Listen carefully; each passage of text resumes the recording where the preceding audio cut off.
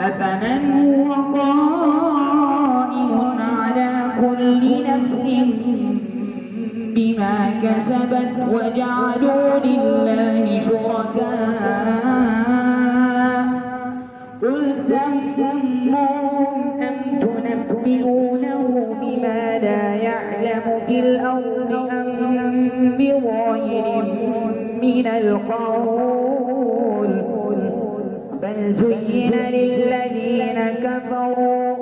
بل زين للذين كفروا مكرهم وصدوا عن السبيل ومن يضلل الله فما له من هاد لهم عذاب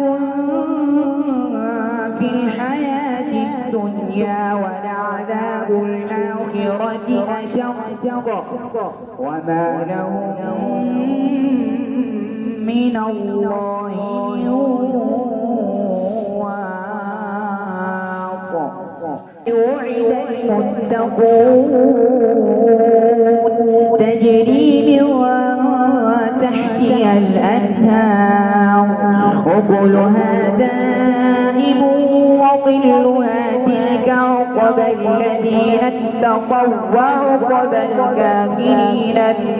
النار والذين آتيناهم الكتاب يفرحون بما أنزل إليك ومن الأحزاب من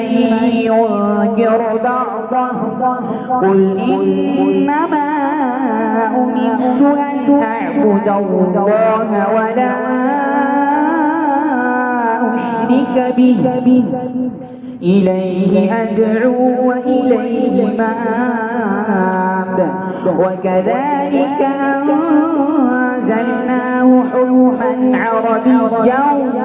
ولئن اتبعت أهواءهم بعدما جاءك من العلم ما لك من الله من ولي